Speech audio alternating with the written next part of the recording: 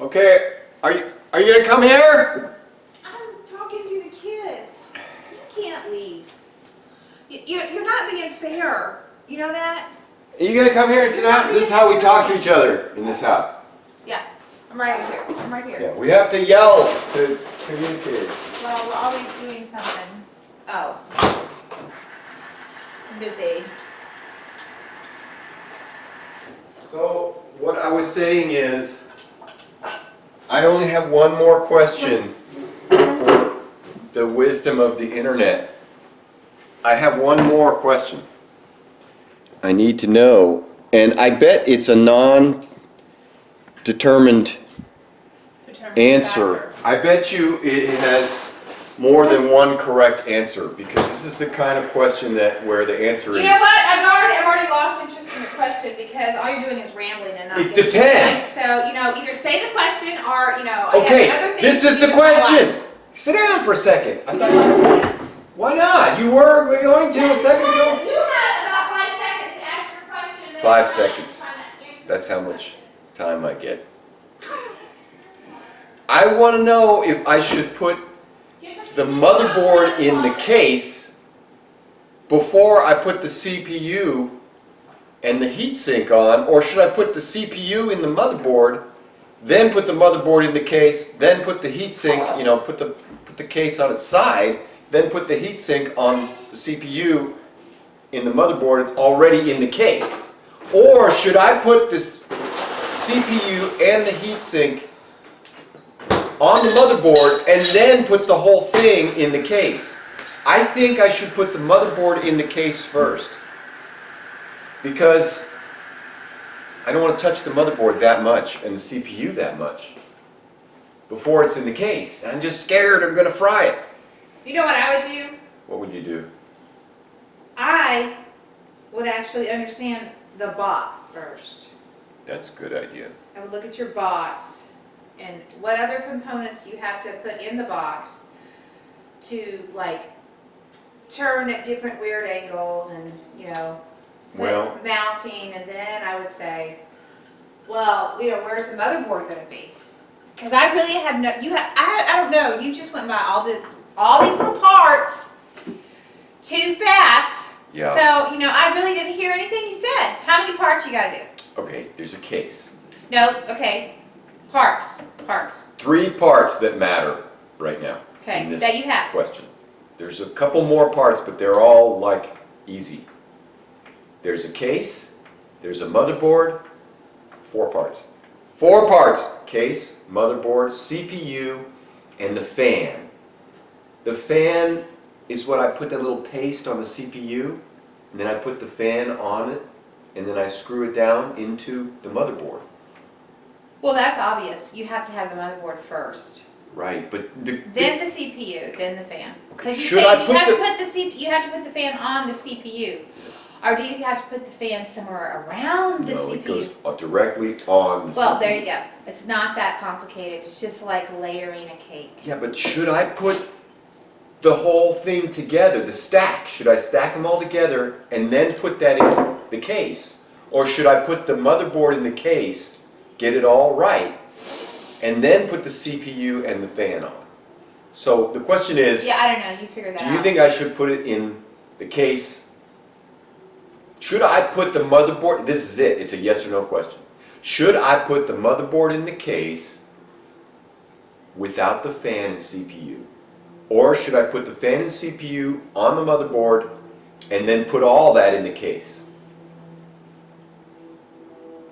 One or the other. I'm thinking I should put the motherboard in the case.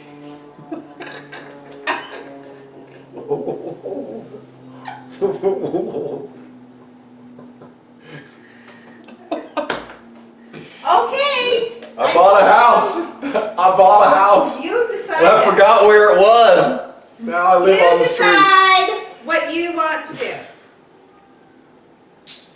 Very good.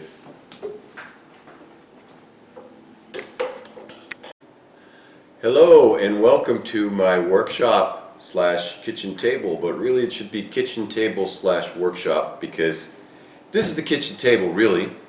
And today I'm doing a video about a brand new computer build that I'm undertaking. Well, a couple of used parts, but they're so lightly used and new that I'm going to call them new. And I'm going to start off my brand new computer build video with a little bit of recent history about this computer. Well, I had a bit of a bad experience with my Dell laptop from 2009. This is a 2009 laptop. When it first arrived, my wife decided she wanted to spec it out with some of the best equipment of the time. It has like an i7 or an i5, very high clocked processor in it, and she got it with a nice video card option. It's a video card that's embedded in the motherboard, I found out. But anyway, when it first arrived, it was already hot from day one, and she used it for a couple years, and then it got hotter and she decided not to use it.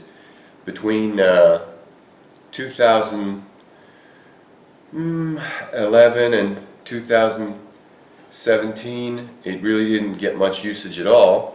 But I did a couple improvements to it, hoping that it would help and be able to use it for myself. I added a solid-state drive, which made it run much faster, but it was still too hot. And I also added a little bit extra RAM. I put in a 4 gigabyte, which brought it up from the original 2 to 6 gigabytes of RAM. So fast forward a few years after that, and I haven't used it that much, because it does get too hot. But fast forward a couple years after that, two weekends ago or so, I decided I was going to do something with it, because I don't have a computer right now. Everybody else in my family got all the computers. I've got a cell phone, which is a computer, and it's pretty awesome. So here's the story. I took it all apart completely, cleaned the fan of all the dust bunnies, and redid the thermal paste on the CPU, and loosely put it all back together, and powered it up. It worked. It worked. Without Yes. screws. Yes, it worked when it was loosely put back together. It worked. I actually ran some of the BIOS thermal testing, and I turned it on. That wasn't in the BIOS, but anyway, I turned on a thermal testing program while I had my temperature monitor on, and it was down. The temperature was down. So at some point, my laptop surgery was a success, and it went from running at 72 degree idle to like 60 degree idle. So it dropped like 12 degrees, I think, from what I saw. And I'm like really new at this, but I've watched a lot of YouTube videos, so thank you to all the YouTubers who make all these great computer videos. Okay. Then I decided, this is all part of the plan, I wanted to get rid of this sticky top. The top of this was really nasty and sticky. It was gross. Really gross. So I went over to Hobby Lobby and bought some $2 shiny, don't scratch that easily, very good feeling sheets. Drove back home, put them on, What he liked. and I screwed everything back together. I put the laptop all back together. So, no post, no more turn on. The Dell laptop Was dead. was dead. So, this has gone by the wayside. And why does all this matter to the new computer build? Why? Why? Because it's telling you an important lesson. Don't touch a computer Yes. without this thing that will go into the ground that will take out Yes. the energy. Yes. Static electricity. How Static did this die? It static could have died. electricity. I watched like It could have died from a screw being in a cord. too tight. I could have tightened it too much. Because after I put it back together, okay, I had the heatsink and the fan screwed down onto the CPU when I had it loosely together, and it worked fine. I did actually tighten it a little more before I put all the screws in, and then it wouldn't turn on again. So it could be that, but it also could be, and this is what I suspect, when I drove to Hobby Lobby to get this nice shiny stuff, every time I take a trip in my truck, you know, if I touch the door after I get out, zap. It gives you a zickety dippity dappity zap. That's right. Zap. So I think that in driving over to Hobby Lobby and coming back, you know, I built up some static. Probably that's what happened.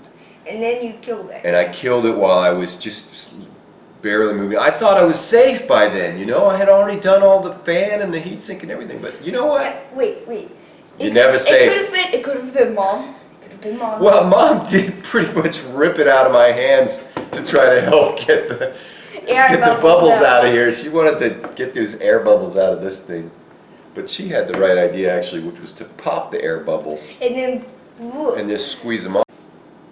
The moral of the story is I don't understand how I see so many cool YouTube computer build videos and no one ever wears a wrist strap.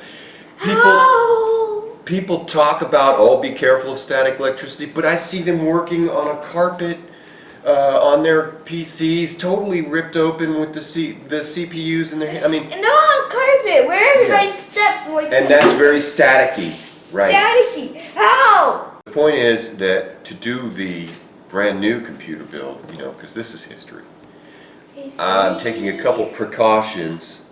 I do have a static wrist guard, but I don't really understand how those help. How does that help? It takes the static energy and then brings it into the Yeah, earth. how does it take it into the ground, Sammy? I don't know. Well, that's what I don't know either, because I don't connect the end of that to the ground. The videos that I've seen say connect it to your power supply, which is plugged in to the wall, which is grounded. You know that third hole in the wall?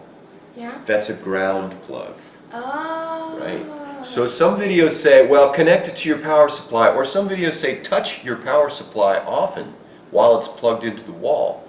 I might be doing that. Anyway, here's what I've come up with to try to be more safe since I've had this nasty experience while I do the new computer build. Number one, the table here is wood. It's a non-conductive surface. It does not conduct electricity. Number two, Sammy is standing on it right now, but the thing that we're going to be standing on during the build Is this? is that. It is a non-shiny piece of cardboard, which is a non-conductive surface. I already accidentally put some holes in it. Oh, it doesn't matter. It's going to Thousands of them. get stomped all over.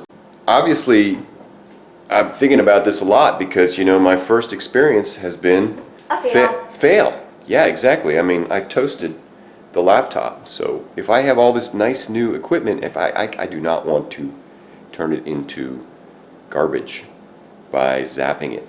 Anyway, that's it for now. Now I can see it real quick because you need glasses now too. You know that? Because now I can see what's happening in there. Look at it now. I see it now. Oh, you need glasses, girlfriend. You already need glasses. You're 9 years old. You better start training your eyes more. Okay, stand up. All right. So, let me say my stuff. Okay, we are back to begin the new computer build. Hooray!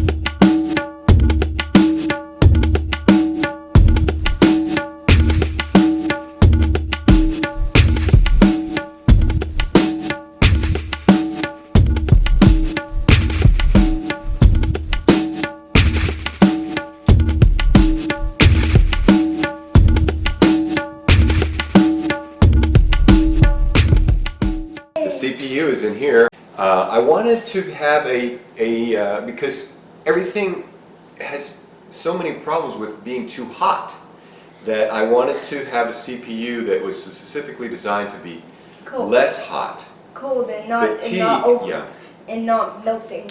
that's right. The T at the end of the 8400, so Intel puts these letters at the end of their numbers, and most computer guys, geeks, want to get a K, like a i5 8500K, because that means that you can overclock it. But this is my first build. I'm not so interested in overclocking. I want it to run cool. Everybody knows that AMD chips are cheaper, but they're also hotter. They are hotter, let's all face it. So you would have to like turn it off time to time. That actually does happen with people's computers. And that's why we couldn't use that little laptop. Or I'd be using that laptop and I wouldn't even build a new one. You know, we've got to keep the economy moving. So everything has to have some problem so that you have to buy new stuff. Anyway. I think So- I'm going to change clothes. All right, let's do this build. Can't wait.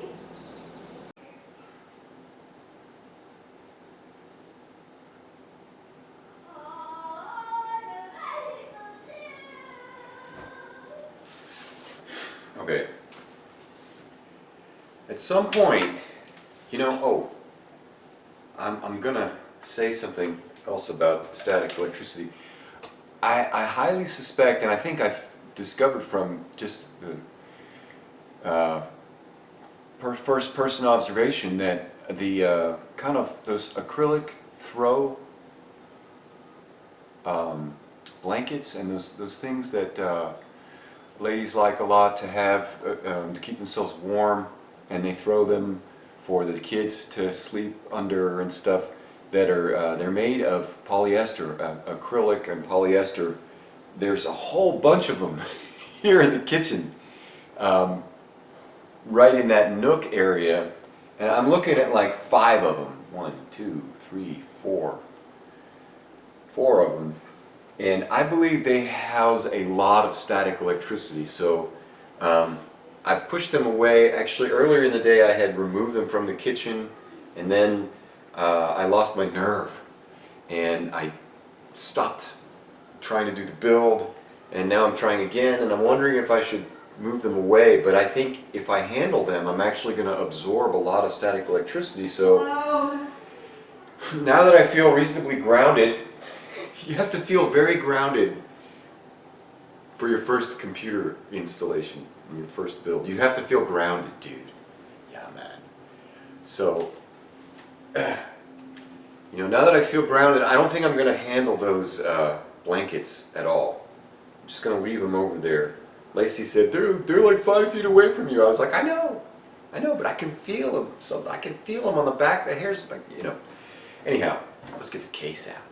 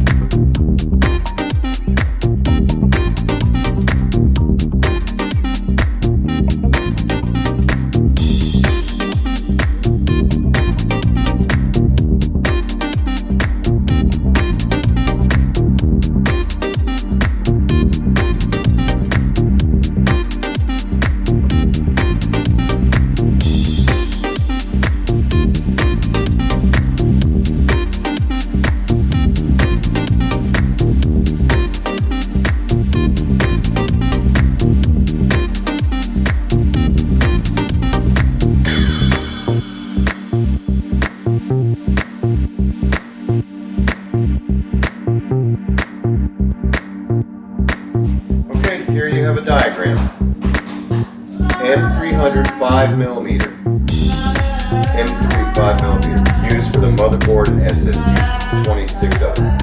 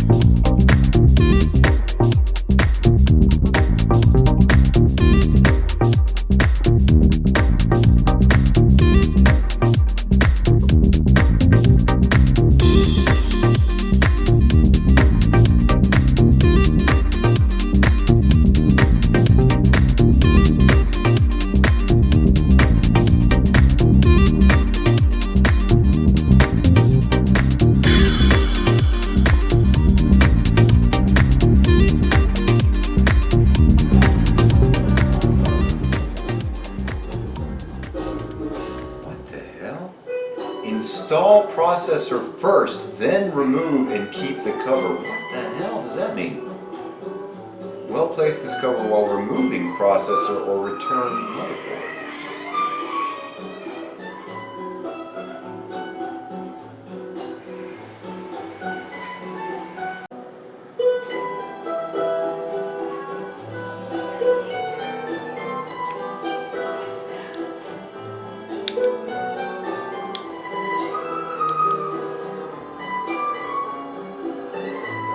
Sit it down, taking care that the two notches are right, and this is an i5 8500T.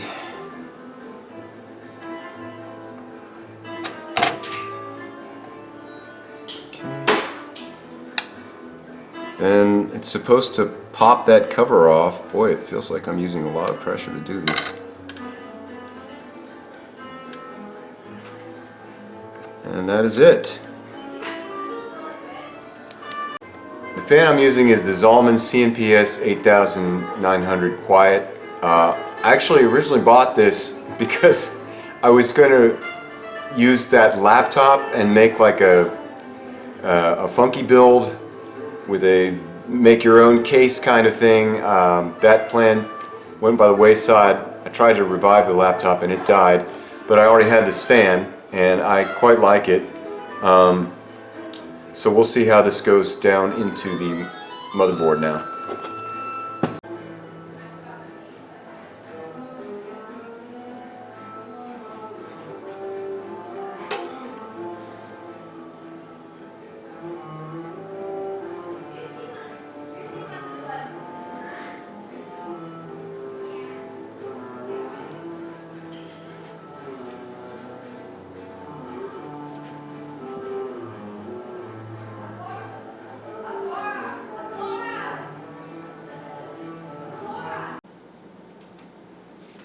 Okay, first time installing a fan. That was really not easy or fun. Lacey actually helped me a lot. I had to take the motherboard out of the case to do the fan because anyone who's done this before, if you haven't done it, so anyone who's done this before would know that the aftermarket fan cooler has to go through the back. There's a back plate that has to go through the back side of the motherboard. So obviously the motherboard has to be out of the case to be able to access that.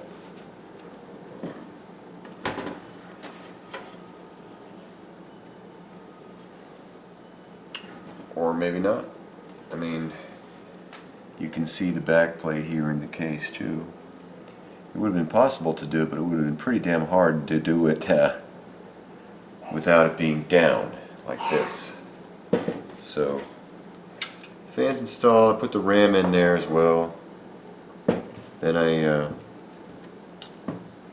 attached the motherboard to the standoffs inside the case, and that's how far we are now. I also put in this NV2 hard drive. size of a stick of gum, they like to say.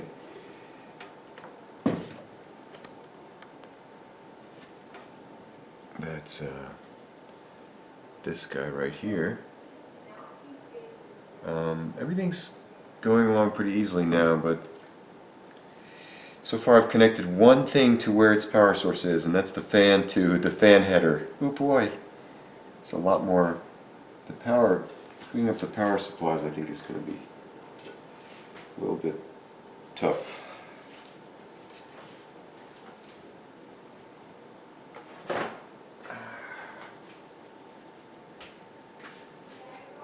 At this point I'll be happy if it turns on. Okay, next thing is the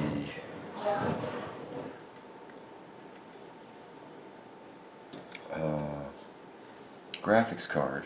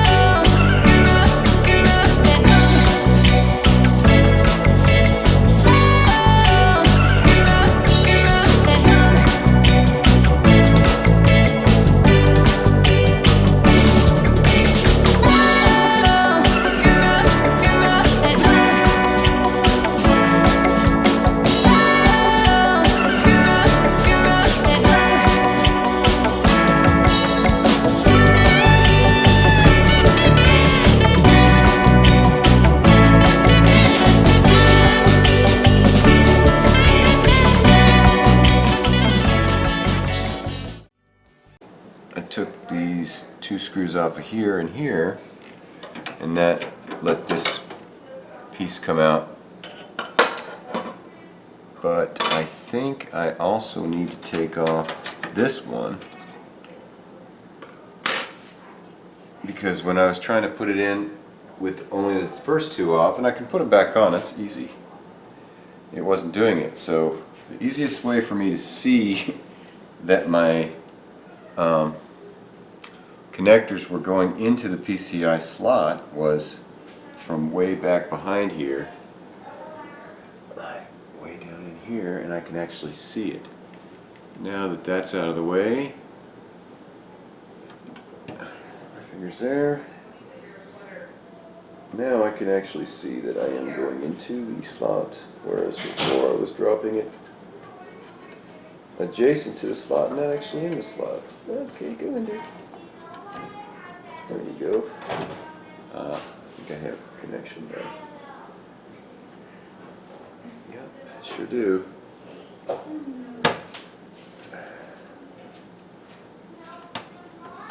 There it's seated. So interesting enough, on the Fantex P300, you put it in the, and with this motherboard combination, the Z300 SLI Plus, you're installing the graphics card into the second and third from the top. But you would think you were installing it, you know, at the top, but you're not. So now that that's there, I can put these back on.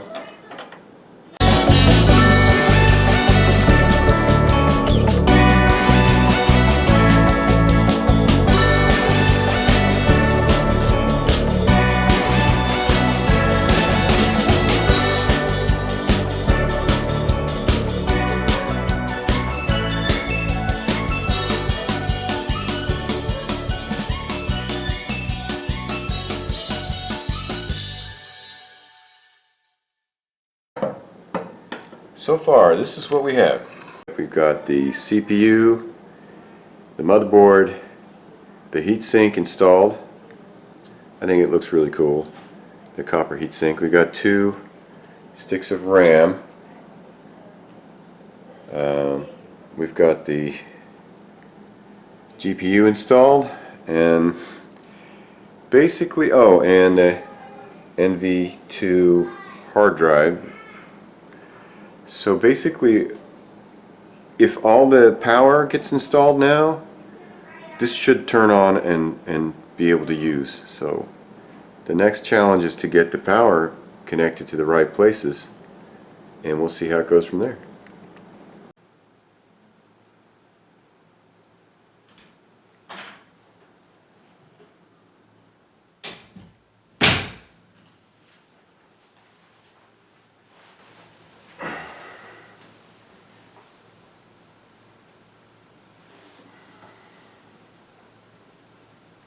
Okay, everything is installed and power switch is on. You can barely even see it here in the dark lighting of the room, but maybe that's because its name is like black hole. It's so black. Let's see what happens.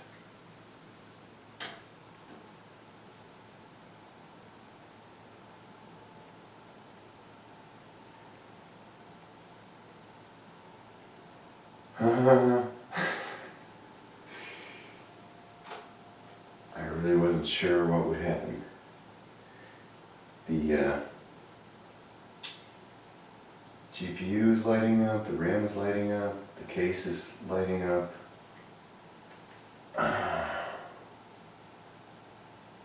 Don't have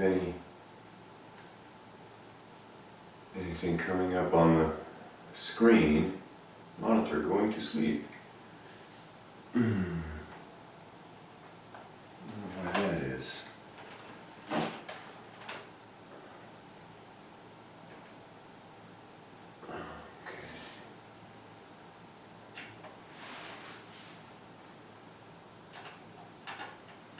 Maybe there's no OS on that NVMe little hard drive. Maybe I didn't get the NVMe in there. Right now there's a red light on the NVMe. All in all, we're looking really good. Except that the monitor is going to sleep. So we got a little bit to figure out, but at least the lights come on. It's kind of pretty.